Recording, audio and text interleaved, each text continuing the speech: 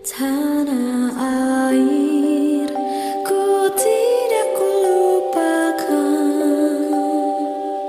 kan terkenang selama hidupku. Pak Azim, para panitia, para tokoh undangan, Bapak, Ibu, Saudara, adik-adik sekalian yang saya muliakan. Berbicara tentang Pancasila, kemarin saya silaturahim dengan Bu Mega.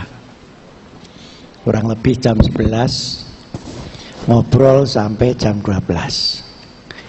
Ya, tidak untuk apa-apa karena sudah lama tidak berjumpa, begitu saja. Di belakang ini ada gambarnya Bung Karno, pencetus Pancasila. Saya setuju kalau Ibu panitia tadi menyatakan bahwa Pancasila ini anugerah dari Yang Maha Kuasa kepada bangsa Indonesia, tentu melalui founding fathers-nya. Antara lain yang paling menonjol adalah Bung Karno, setelah ada serapan-serapan dari tokoh-tokoh yang lain. Bu Mega menyatakan, Pak Azim, ini Pancasila sedang dipolemikan lahirnya. Tanggal 1 Juni, apa tanggal 18 Agustus. Lalu saya tanya, menurut Ibu bagaimana? Ya itu tidak usah dipolemikan, karena 1 Juni itu kelahirannya. 18 Agustus itu akte kelahirannya. Tepuk tangan. Jadi di sini perlu imigrasi ini untuk pencatat sipil ini membutuhkan waktu kurang lebih 1,5 bulan. Jadi 18 Agustus adalah penetapan konstitusinya tentang Pancasila itu. Nah, yang kedua, saya sampaikan kepada Bu Mega, Bu, sekalipun Pancasila ini hebat, tetapi menurut pendapat saya, sejak lahirnya sampai sekarang belum terrealisir secara utuh, filosofis dan praktis. Masih terus dalam proses, termasuk ketika zaman Bung Karno.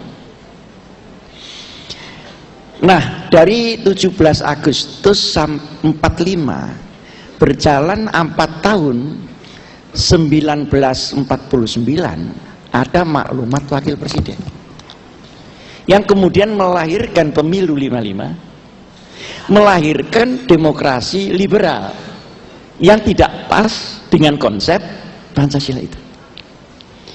Kemudian karena terancam perpecahan ketika itu, dari tahun 45 sampai 59 sampai 49 dengan berbagai macam pemberontakan, maka tanggal 5 Juli ada dekret presiden untuk kembali ke Undang-Undang Dasar 45 inklusif mukaddimahnya yang berisi Pancasila itu. Nah, begitulah beliau semenjak itu, Bung Karno tahun 49 sampai 55 mendrive Pancasila itu di dalam kenyataannya. Tetapi waktu itu terlalu pendek untuk merealisir Pancasila yang begitu filosofis, begitu humanis, komprehensif, dan sifatnya universal. Malah belakangan masuk angin, tahun 65 akhirnya terjadilah tarik-menarik antara kiri dan kanan itu, kemudian lahirlah Orde Baru. Nah, Orde Baru ada P4. Ada apa? P4 itu singkatan apa? Pedoman, penghayatan, pengamalan Pancasila. Tapi sayangnya itu hanya artifisial. Orang disuruh mengaparkan butir-butir saja. Jadi Pancasila itu seperti butir saja, seperti banyak telur begitu saja. Manggala-manggalanya ini begitu aktif membuat kursus-kursus. Tapi anehnya pada saat reformasi, di mana Undang-Undang Dasar 45 diubah termasuk menabrak beberapa prinsip-prinsip Pancasila itu yang mempelopori manggala-manggala P4 yang ada di MPR itu. Nah, ini yang tepuk tangan ini belum kebagian jadi MPR ini juga. Nah, begitu masuk reformasi, ada satu adagium di dunia ini bahwa tidak pernah ada undang-undang dasar yang tidak memerlukan perubahan pada proses zaman. Termasuk Amerika Serikat sendiri pernah mengamandemen beberapa pasal dari Declaration of Independence itu.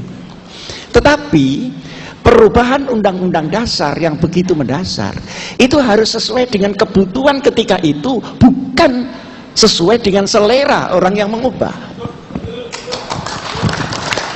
Nah, yang di Indonesia ini perubahan ini sesuai dengan selera yang mengubah, sampai 4 kali diubah lagi, dan sifatnya lebih banyak reaktif terhadap kondisi rezim sebelumnya daripada filosofis bangsa Indonesia. Jadi saya pernah mempertanyakan di Lemhanas, reformasi ini rekonstruksi Indonesia atau revolusi Indonesia, atau hanya reaksi dari rezim ke rezim, sehingga apa yang dulu dirasakan tidak enak pada zaman Pak Harto itu dibongkari semua, sehingga dengan demikian ketika orang tani ini sedang menyiangi tanaman, ini kan harus mencabut rumput-rumputnya, Bu, supaya padi ini tumbuh subur. Tapi karena terlalu semangat, padinya ikut tercabut. Akhirnya sampai sekarang tidak panen-panen Republik Indonesia ini, kecuali panen masuk angin itu tadi. Nah, para bapak dan saudara-saudara sekalian, ini saya akan membagi pembicaraan saya dalam 3 bagian. So, sekarang Pancasila ini kita bandingkan dengan filsafat negara yang tidak Pancasila. Yang kedua, mengapa Pancasila nggak selesai-selesai menjadi kenyataan, sekalipun didiskusikan terus, bahkan sekarang mendiskusikannya pun sudah mulai malas. Yang ketiga, kira-kira apa yang akan terjadi di belakang? Tapi kira-kira saja, karena saya ini kan bukan dukun. Nah, pertama, di Pancasila ini ada ketuhanan yang Maha Esa. Artinya apa? Dia, Indonesia, bukan negara ateis, bukan negara sekuler, dan bukan negara agama. Karena kalau negara ateis, dia tidak percaya kalau Tuhan ada. Dia anti Tuhan. Aneh juga, sesuatu yang tidak ada kok dianteni. Bukan pula negara sekuler, karena membiarkan orang untuk beragama atau tidak beragama.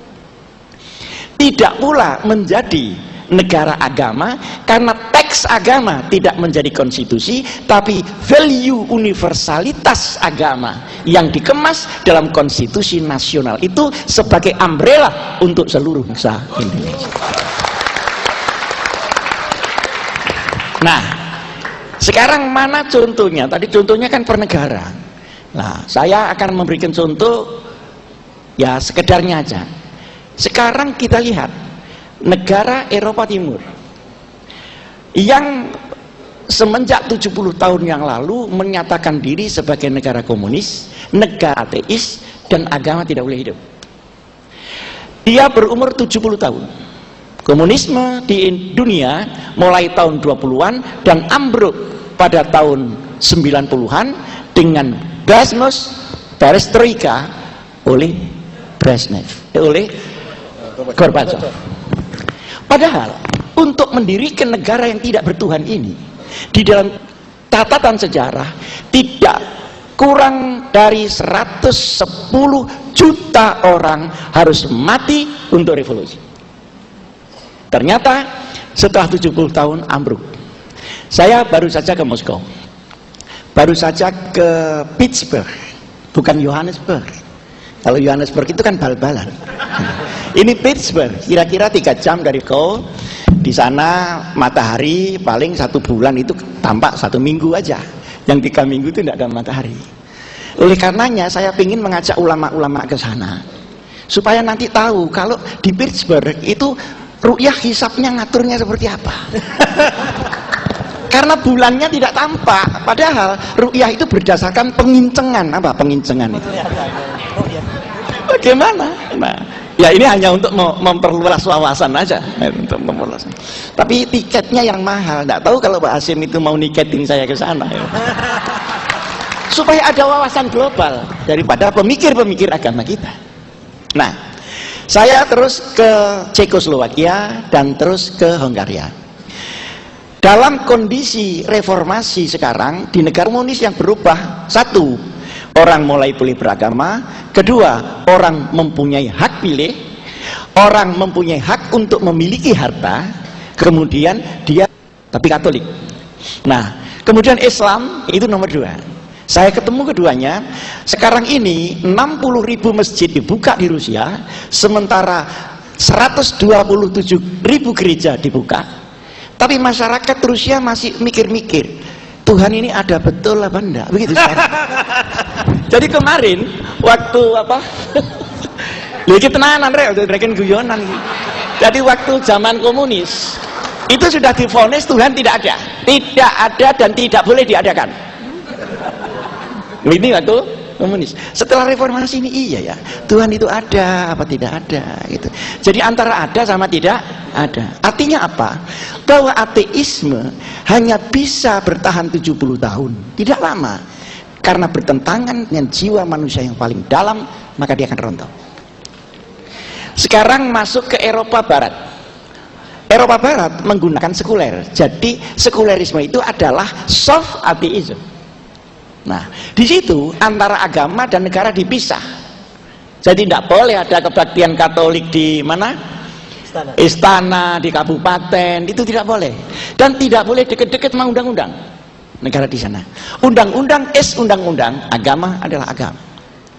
Dan itu diterima oleh bapak-bapak yang mayoritas Katolik, baik yang di Vatikan maupun yang di Eropa Barat. Apa yang terjadi?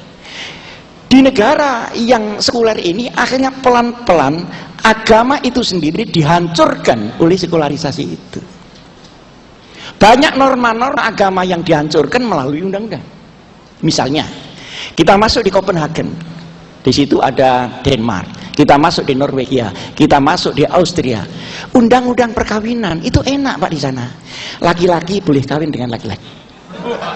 Perempuan boleh kawin dengan perempuan. Laki dan perempuan juga boleh kawin laki dengan perempuan. Saya itu mikir, agama apa yang memperbolehkan itu? Pasti dilawan oleh Katolik, dilawan oleh Kristen. Tapi terjadi oleh parlemen yang beragama Katolik itu. Nah, saya itu mikir, kalau perempuan kawin dengan perempuan, saya tidak bisa membayangkan.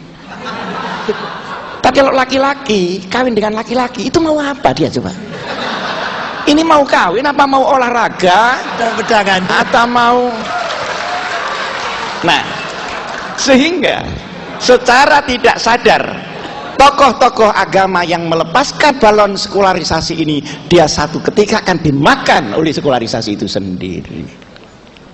Berarti tidak cocok. Nah, sekarang masuk lagi, saya ambil negara agama. Tadi belum disebutkan apa? Timur Tengah, karena beliau tidak pernah ke Timur Tengah. Beliau itu lah ya, artinya tidak mendalami masalah Timur Tengah. Nah, sekarang Timur Tengah kenapa menjadi negara agama? Karena banyak faktor. Faktor pertama, agamanya mono agama. Agamanya ini mono agama. Kalau di sini ini kan multi agama. Jadi di sana itu Islam semua. Jadi kalau dikasih Islam, semua orang mau dengar. Karena yang tidak Islam tidak boleh dan tidak ada. Nah, tetapi harus diingat, agama adalah suci, negara tidak ada yang suci. Karena dia didrive oleh orang, sehingga selalu akan ada jarak antara agama yang ideal, yang suci dengan kenyataan negara, sekalipun dia mengeklaim negara agama. Saya sudah mulai dari Turki sampai Saudi Arabia sampai Teluk itu. Itu umumnya mengatakan negara Islam. Ya, ada yang tenang, ada yang setengah tenang, ada yang ribut, ada yang apa itu perang terus dan sebagainya dan sebagainya. Artinya apa? Artinya seperti di Afghanistan, orang sesama Islam saling bunuh. Saya masuk di Pakistan. Di Pakistan itu di Islamabad ada satu tempat yang ditempati oleh orang Sunni dan Syiah sekaligus untuk khol. Jadi gantian gitu. Mereka juga saling bunuh. Apakah saling bunuh itu Islami? Tentu tidak. Tapi berada pada negara Islam. Artinya, ketika kita pergi ke Irak, Saddam Hussein, ada Kurdi di situ, ada kemudian Syiah, ada Sunni. Itu semua juga saling bunuh. Apakah saling bunuh itu Islam? Tidak. Saling bunuh itu adalah perilaku orang Islam yang tidak paham Islam, kemudian menggunakan Islam secara tidak baik, sehingga antara Islam dengan orang itu ada jaraknya.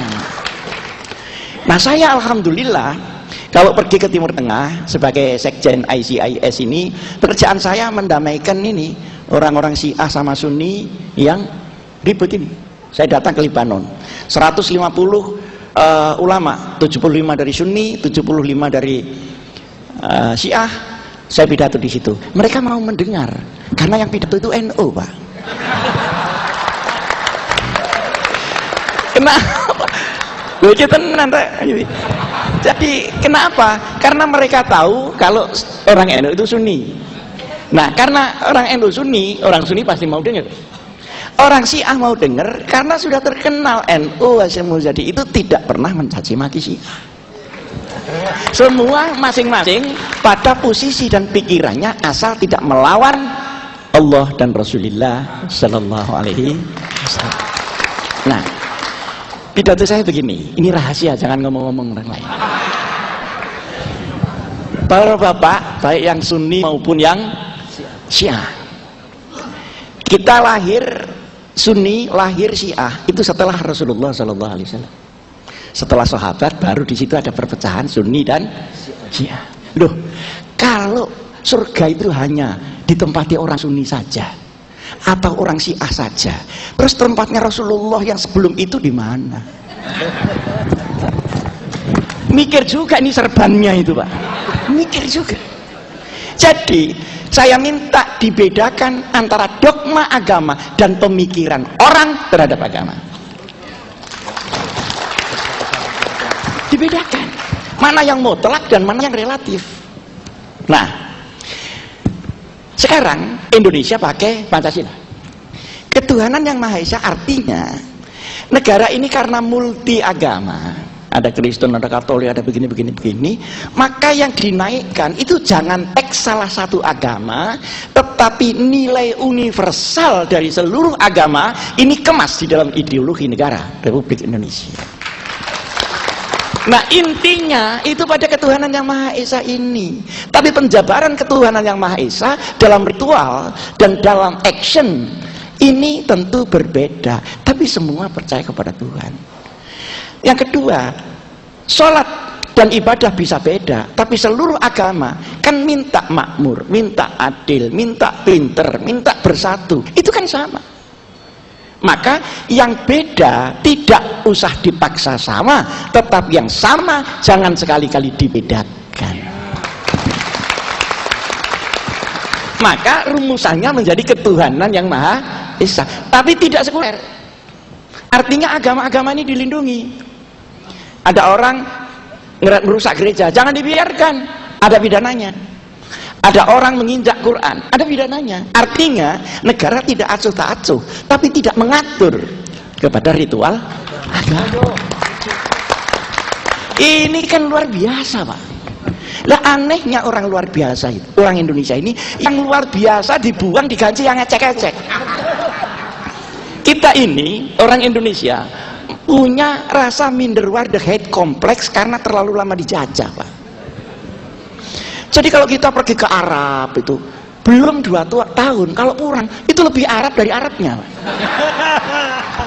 Lalu ya maaf barangkali itu lalu pakai pakaian yang matanya tinggal kelihatan matanya toh, kan tambah medeni, Pak. Dan itu melanggar HAM. Melanggar HAM kenapa? Dia bisa lihat kita nggak bisa lihat dia gitu. Padahal itu budaya Arab, bukan syariat. Nah, budaya Arab itu sudah ada sebelum Islam. Nah, syariat itu boleh membuka muka, membuka tangan, tapi jangan membuka celana. Jadi ini kacau, Pak, kacau. Dan ini ternyata bukan hanya yang pergi ke Arab, yang pergi ke Amerika sama saja, Pak. Ke Amerika belum 2 tahun, itu pulang lebih koboi daripada George Bush, Pak. Gayanya, pikirannya, seakan-akan tidak ada yang lebih baik daripada Amerika. Dari mana dia itu? Itu hanya karena minderwaardigheid kompleks. Dan ini tidak hanya melanda saudara-saudara yang tepuk tangan, tapi ini melanda intelektual kita dan pemimpin-pemimpin kita. Sehingga konsepsi keindonesiaan itu lalu dicampakkan begitu saja. Jadi Pancasila bukan negara agama, bukan negara sekuler, dan bukan negara ateis. Jadi adalah negara yang bukan-bukan. Negara yang bukan. Nah, itu dari segi ketuhanan. Dan kita tidak usah merasa terkekang orang Islam itu dengan adanya Pancasila. Terkekang apanya? Karena itu adalah inti daripada syariat. Kenapa tidak teksnya? Karena teksnya ini harus berjalan pada civil society, bukan pada nation state.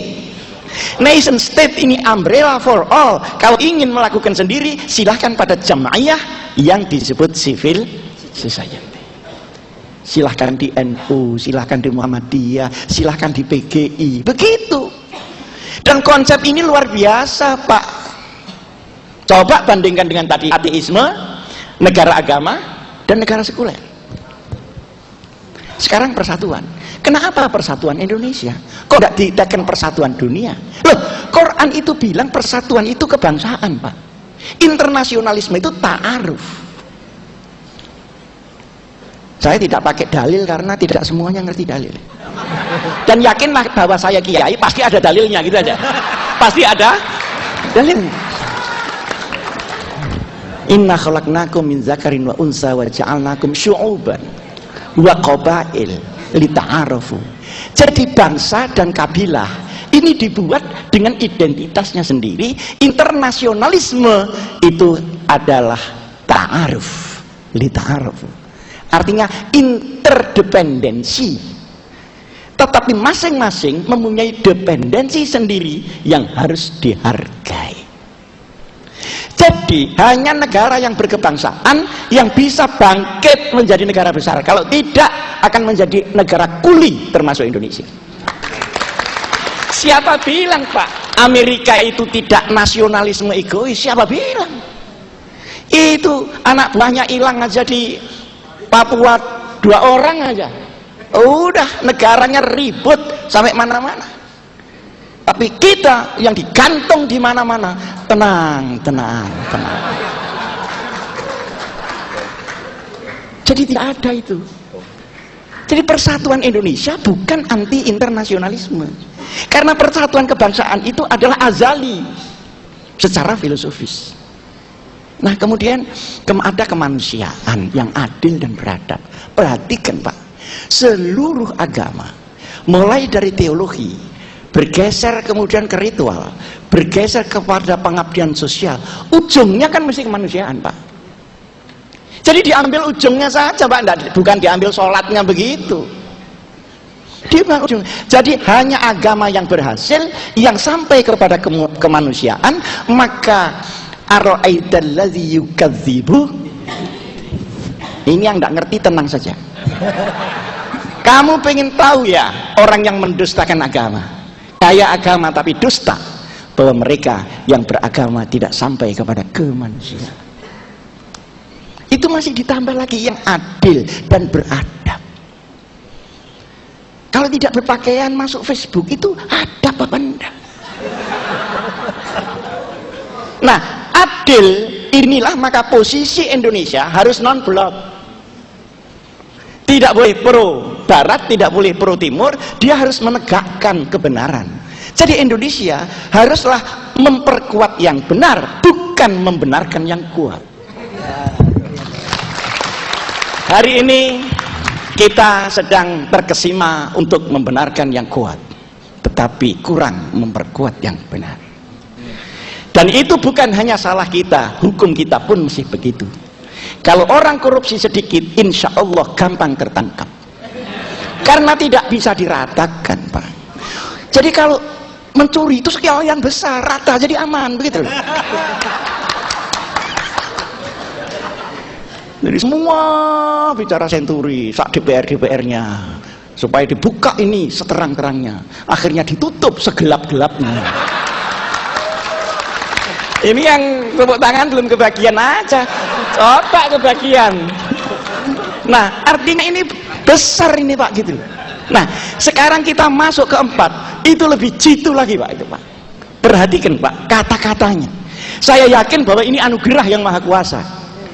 Kerakyatan, bukan keelitan, Pak, kerakyatan, tapi yang dipimpin. Jadi kita memerlukan bimbingan, tidak dibiarkan hanya atas nama demokrasi yang dipimpin, tapi pemimpin ini dalam hikmat kebijaksanaan, itu pun masih dalam permusyawaratan, dalam perwakilan, lengkap, Pak. Saya ingin tahu hikmah itu apa. Saya pernah belajar filsafat, ya jelek-jelek lah, sekalipun dari pesantren saya juga belajar filsafat, tapi yang tidak jelek lah, lumayan gitu. Yang namanya hikmah adalah inti daripada fenomena. Jadi kalau ada hukum, itu hikmahnya adalah keadilan. Kalau hukum tidak sampai keadilan, maka dia baru teks hukum, informasi hukum, dan ilmu hukum, tapi bukan hikmah hukum. Hikmahnya ekonomi adalah kesejahteraan yang merata. Nah, ketika ahli ekonomi cuma memelaratkan rakyat, kemudian menghisap dari bawah ke atas, bukan atas ke bawah, maka teori ekonomi itu tidak sampai kepada hikmat ekonomi. Sekarang politik itu apa? Hikmahnya politik adalah penataan kenegaraan dalam sebuah sistem sehingga melahirkan ketertiban toto tetem kerto harjo. Tapi ketika politik ini menjadi politisasi dan dipolitisir, akhirnya politik artinya ngakali. Oh, saya dipolitiki, berarti dia baru diakali. Tapi mencari orang yang diakali di Jakarta ini sudah sulit, karena masing-masing orang sudah bisa mengakali sendiri. Jadi politik itu esensinya di situ. Kalau politisi di situ, dia pahlawan, Pak, pahlawan. Saya masih ingat pada waktu saya kecil, kalau ada anggota parlemen datang ke desa saya, dielu-elukan oleh orang sekampung. Sekabupaten turun semua. Ini Kiai Wahid Hasyim anggota parlemen mau datang, kita datang semua, naik cikar, naik dokar. Sekarang, Pak, datang, ya paling dimintai uang. Mana kemarin itu? Waktu caleg kok belum lunas, ini bagaimana? Jadi ini sama-sama politisi loh, Pak. Tapi politisi yang sampai kepada hikmahnya, dan politisi yang sampai kepada action berdasarkan nafsunya masing-masing. Hikmah itu besar, kebijaksanaan. Jadi bijaksana, jangan maunya sendiri, dan jangan lempar tanggung jawab. Kalau pemimpin lempar tanggung jawab, dia bukan pemimpin tapi pemain, bukan pemimpin. Kenapa tidak diambil tanggung jawab itu? Saya tidak tahu, saya bersih. Bersih apa tidak? Ya rakyat yang bilang bersih. Kok dia bilang sendiri bersih? Nah, jadi antara pemain dengan pemimpin ini cuma sedikit saja bedanya, Pak. Kalau pemimpin itu memimpin kita semua, kalau pemain sedang mempermainkan kita semua. Hikmat kebijaksanaan dalam perwakilan. Saya pernah usul kepada Pak Presiden, tapi yang usul saya ya tidak didengar, Pak. Usulnya apa? Pak, Indonesia ini yang pilihan langsung asalnya kan cuma parlemen. Kalau ditambah ya pilihan presiden saja, yang lain-lain itu perwakilan aja. Untuk memasukkan kata-kata hikmat perwakilan. Coba sekarang pilkada di mana-mana hanya menyebutkan MK saja, Pak. Kata Pak Mahfud, 67% pilkada bermasalah. Dan masalahnya bukan hanya politik, ya ekonomi, karena sedotan dana baik di KPU maupun di kandidatnya. Belum orang-orang itu tidak mau milih kalau tidak 20 ribuan. Itu saja kalau dinaiki orang pindah, Pak.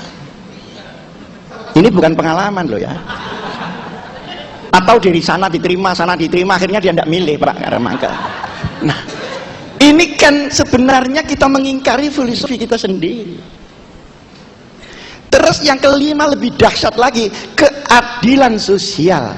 Keadilan sosial itu komprehensif loh Bu, karena sosial itu ya hukum, ya pendidikan, ya perlindungan, ya ekonomi, ya segala macam, kesehatan, itu sosial.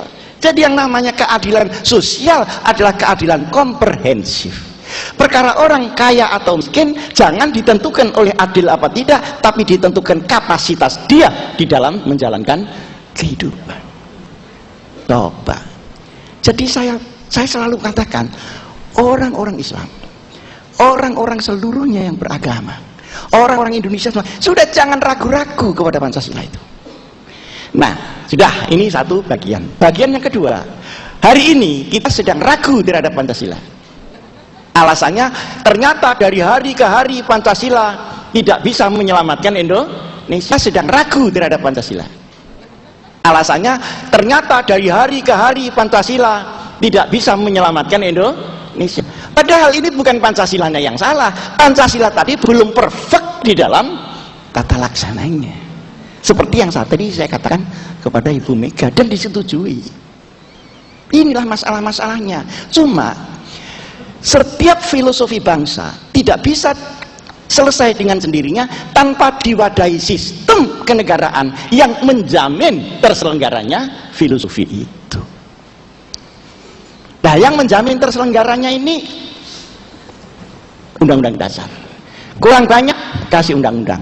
Kalau harus diubah itu yang mepet saja, yang memang sangat diperlukan saja. Karena kondisinya memang sudah mendesak.